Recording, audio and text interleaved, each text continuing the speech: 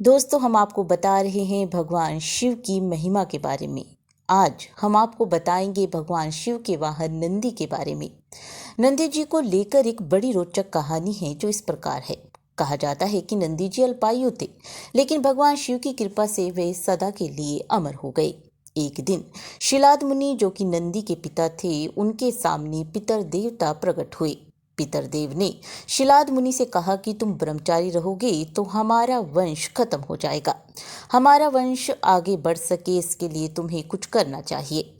अपने पितर देव की चिंता को सुनकर शिलाद मुनि ने शिवजी को प्रसन्न करने के लिए तप किया।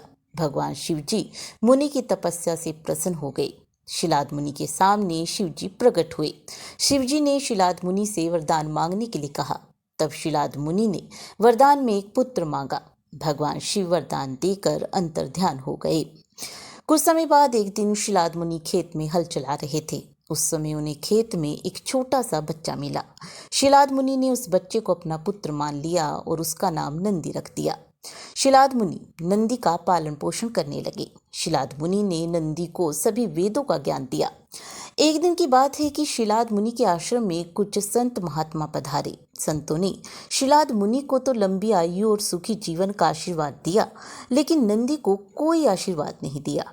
जब शिलाद मुनि ने इस सब का कारण पूछा तो संतों ने बताया कि नंदी की उम्र ज्यादा नहीं है, ये अल्पायु है। इस बात से शिलाद मुनि दुखी रहने लगे। जब नंदी ने पिता को दुखी देखा तो उन्होंने इस दुख की वजह पूछी। शिलाद मुनि ने नंदी को संतों की बात बता दी।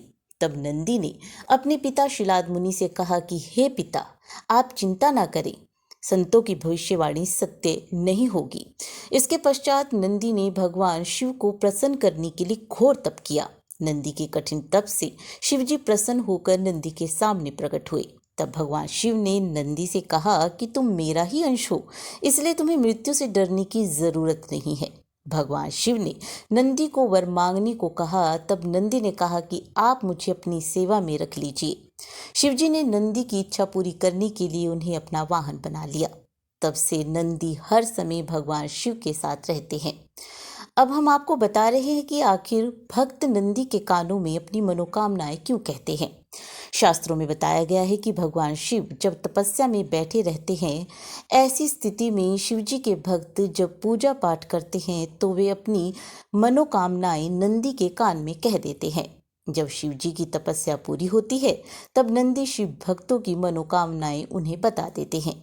इसके पश्चात भगवान भोलेनाथ अपने भक्तों की इच्छाएं पूरी कर उनका कल्याण करते हैं।